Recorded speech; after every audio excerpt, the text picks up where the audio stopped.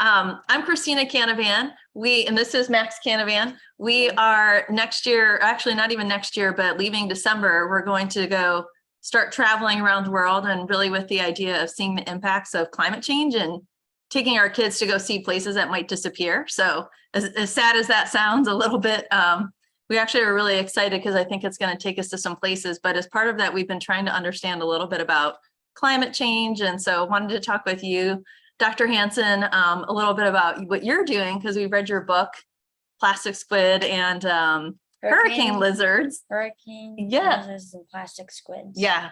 And wanted to talk with you a little bit and ask you some questions about what we're going to see and what we should be tracking and all that. So want to tell us a little bit about yourself? Sure. Yeah. So my name is Thor Hanson, and I am an author and a biologist.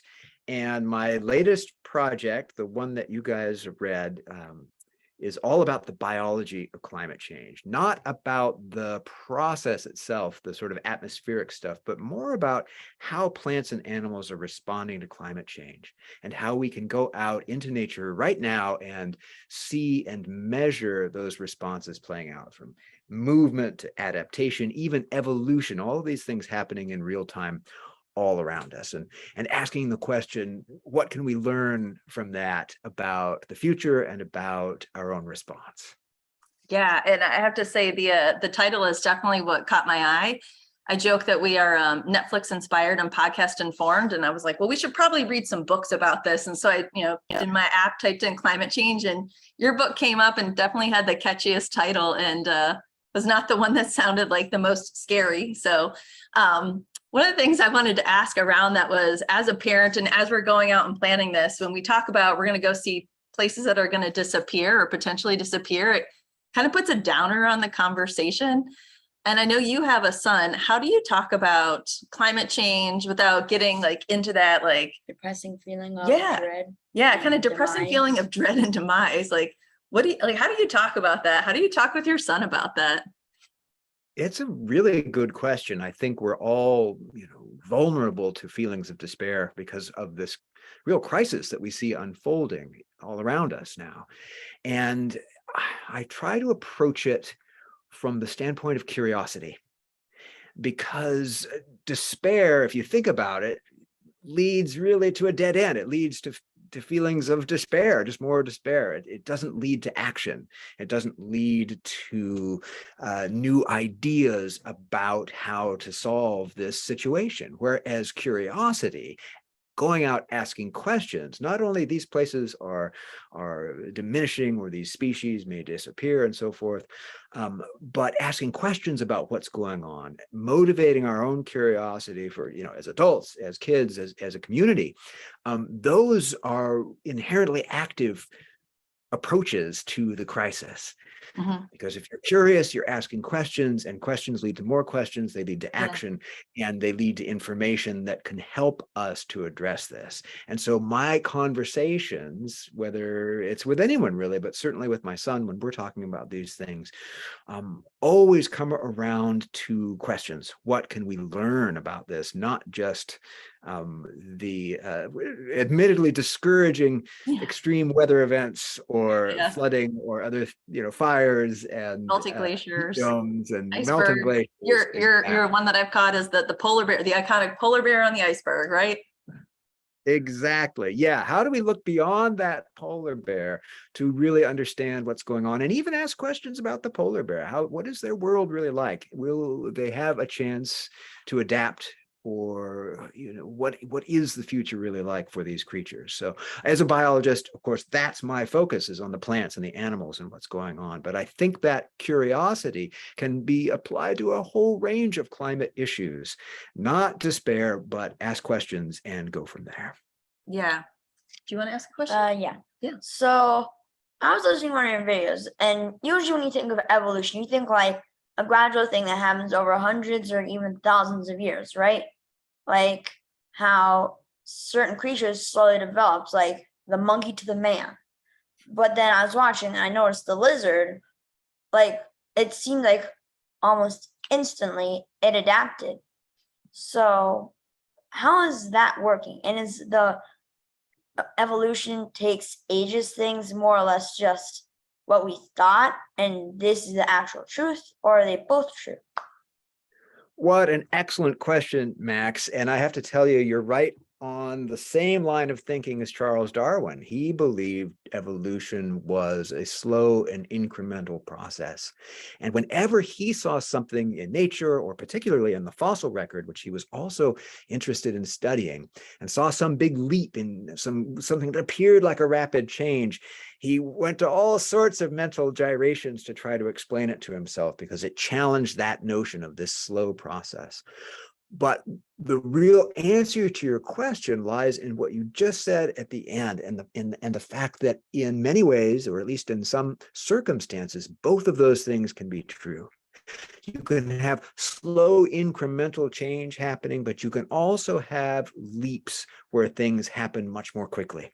And one of the ways that those leaps can happen, and we see them in the fossil record, and then we can even see them in nature in real time, is when species are put under great strain. And so if we look into nature now and we see the pressures being applied to ecosystems around the world from climate change, but also from all the other stressors that we have added to their world, from habitat destruction to pollution and all of those human activities that are stressing natural systems, we are in a period of time where there are life and death matters playing out for plants and animals all the time. And when that occurs, when you have real heavy, what we would call in biology, sort of selection pressure, this situation where the consequences of adaptation can play out very quickly for plants and animals, you start to see these leaps. And the example that you're drawing on and from the book has to do with these lizards in the Caribbean adapting to hurricanes.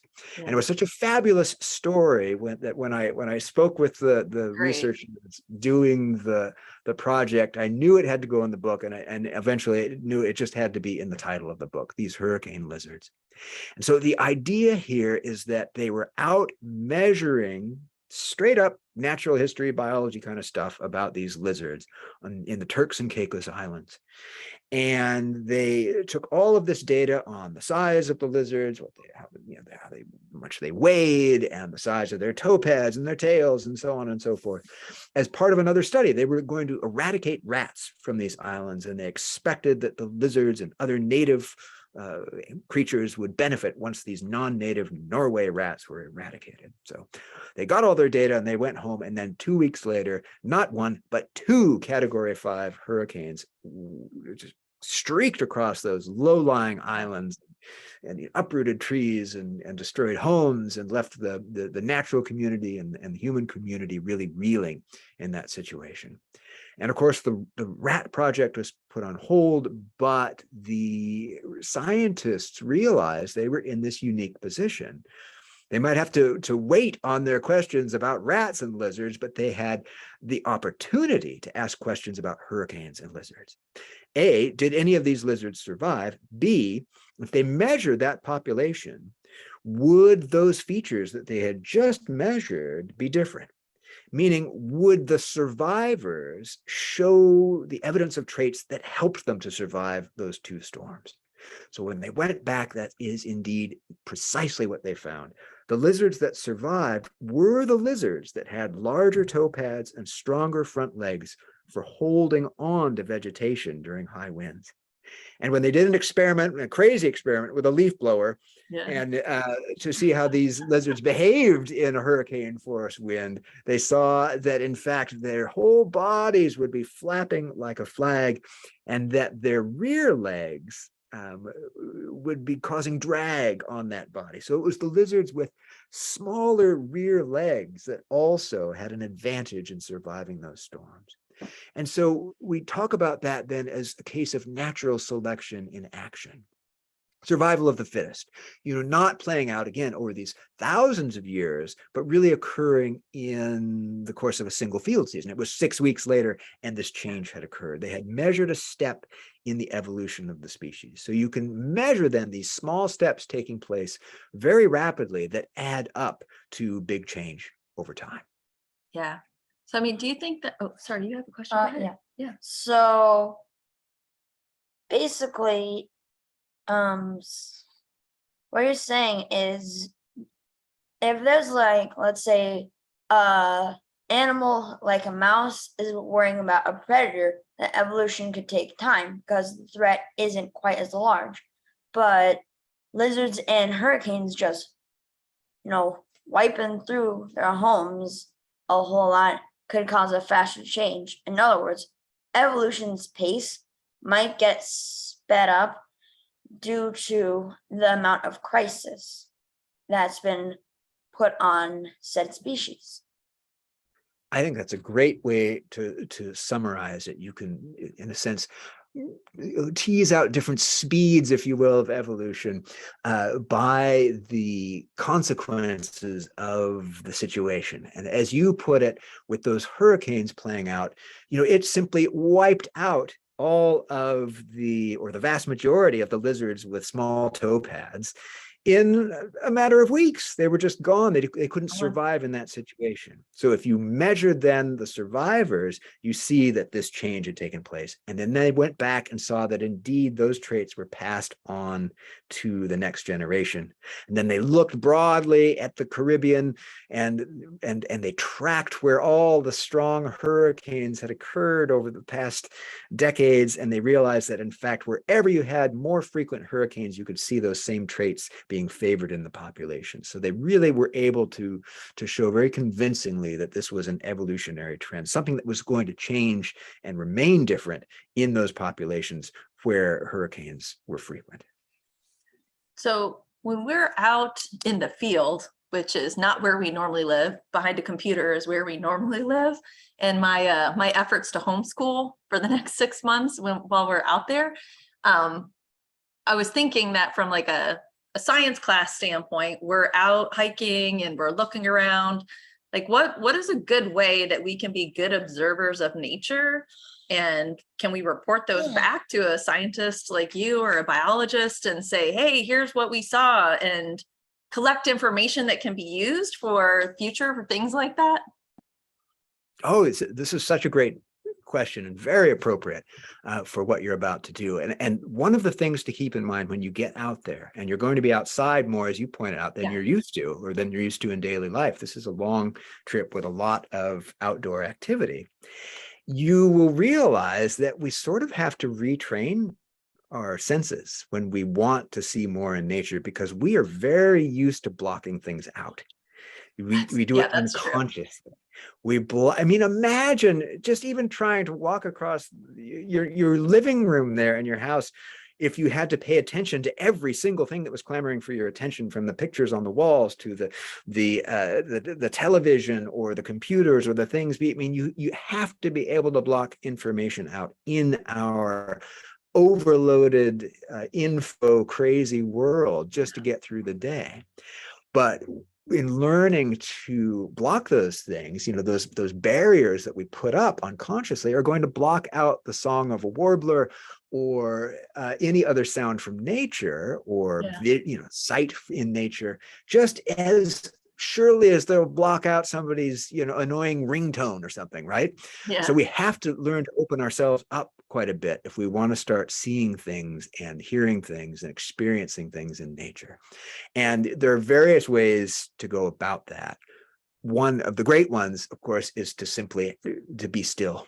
Okay. To be still long enough where you think, I'm going to get so bored sitting here, or wherever it is I'm sitting. To practice that, right? Can I actually sit here and then it's going to take a bit of stillness before you actually realize you're hearing things, and realize that you're seeing ants and wasps and caterpillars and all of those things that are subtle to us that we normally walk right through and brush aside because we're thinking about our things and we're getting on with our day. We have to really retrain ourselves to see them and to experience them.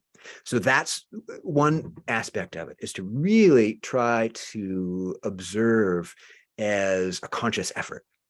And then another aspect of it that will potentially play into your homeschooling, but also your own habits, is to write things down, is to start keeping some sort of a journal.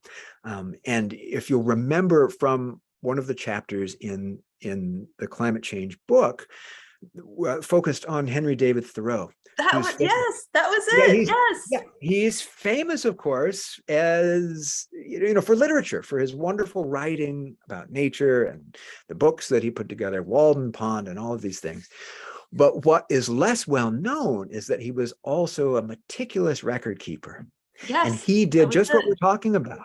When he went out in nature, he took notes and he wrote things down and he kept these things. I mean, if you see the old data sheets that he put together, they look like spreadsheets. It looks like he had Microsoft Excel in his mind or something. He put all of these observations down, and then they all got locked away because they weren't, published as literature. Yeah. Until the last 10 or 20 years, when people began looking for old data sets in climate change research. Because if you want to know whether springtime is happening earlier now at Walden Pond, you have to have data from the 19th century, and here it all was.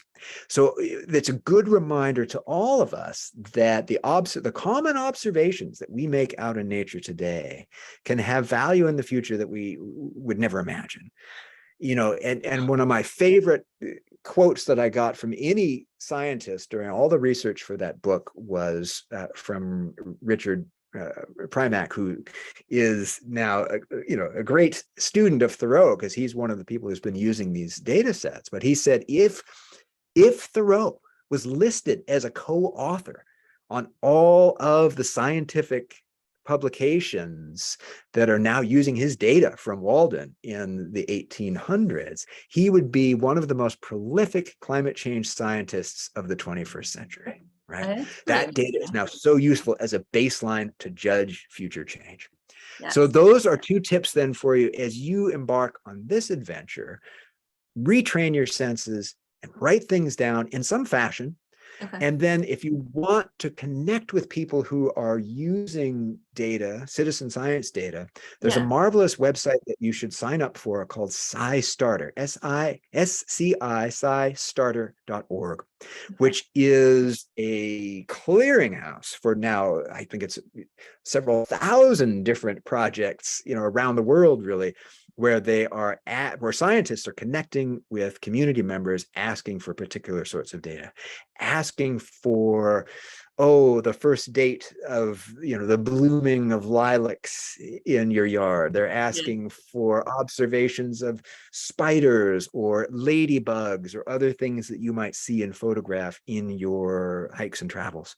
So check out SciStarter, spend some time on there looking for projects that might be suitable for the data gathering that you'll be able to do on your trip. Okay, that is great. I would definitely have never found that. So I appreciate you saying that. That's great. Max, do you have any other questions? I have one last question. Okay. So climate change is known for not only doing things to animals, but also just changing the general ecosystem, right? Now, I'm gonna base this on migratory birds. Could say climate change and a change in their environment, like the birds in Russia, like you mentioned, could that provide extra roadblocks, if you would, for their migrations and just finding food in general? Yeah, wonderful question. And you've hit on something really important. And that is when we're talking about migratory species like birds, or if we're talking about salmon, or if we're talking about, humpback whales that migrate long distances, great whales, all these creatures that move long distances on the planet as part of their habit, they encounter different ecosystems along the way. And when you put all of those systems under strain from a rapidly changing climate, it means they are encountering all sorts of dynamic changing situations that they need to find ways to adapt to. It's not like a tree in your backyard that is adjusting to the situation in the yard. Although trees, they move around too in their seed phase, of course, and that's important. But again, you're talking about creatures that are encountering multiple systems, and they have to be able to survive in all of them as they move along. Yeah. So one of the challenges then that you see for migratory birds has to do with a very common climate challenge, what we call a timing mismatch. Meaning if you are migrating from the Arctic all the way to the Antarctic, as we see in creatures like the Arctic tern, for example, think about all the things that have to happen along the way. You've got to be able to stop and refuel. And you've got to time those refueling stops to particular places where the food is plentiful and be there at the moment that the food is plentiful. Because we know from our own habits that, if we've ever tried to grow a garden, for example, there's a season for that, right? There's a season that your backyard can produce food. It can't do it all year long in most places. And it's the same out in nature. There's a season for abundance. And so migratory species have to try to time their migrations to encounter those periods of abundance along the way. But if you have a rapidly changing climate where plants are blooming earlier in the springtime or fruiting later in the fall, and then all of the other creatures that may be depending upon that, or you have insects that are cued into temperature and their lifestyle, their life cycle plays out faster in a warmer world, then you have these situations where the migratory species that have their own clock going on are arriving and finding a different world than they imagined they would find, that they were planning on, right? It's as if your itinerary for your trip, everywhere you stopped, things had totally changed and you had to completely, right? Just imagine all of the planning that you're putting into something like that. And then you get there and in fact, it's a different season and everything's closed and, all these things are haywire. Well, this is what happens then to migratory species because the world is changing so quickly and the timing of events in nature are so important to their migration. They're struggling to, make ends meet in a rapidly changing world at various locations all along the way. Yeah. I actually never really thought about that from a migratory standpoint, what that would be like for a bird or for an animal. And to your point of trying to imagine that in my own personal life, what a stressor that would be. So I can only imagine for animals what that would be like. Our migrations consider a car, a plane, and lots of snacks. Theirs is like sometimes months of nonstop movement with barely any food. Yeah, exactly. Yeah. And if you're planning on stocking up on some, marine invertebrate in the tidal flats of, Chesapeake Bay, and that invertebrate that you've been eating for eons, suddenly it's done with its life cycle months or weeks earlier than you're used to. You're going to have to make a switch when you arrive there. That's the kind of challenge that's playing out now. You're a little bit hosed. Yeah. Mm-hmm. Cool. Well, thank you for the time tonight. I really appreciate you talking to us. My pleasure. I wish you both and your whole family the best on this trip. I hope you encounter all sorts of interesting things. And I hope you have even more questions when you come back. Yes, I am sure we will. Thank you. All right. Well, thank you.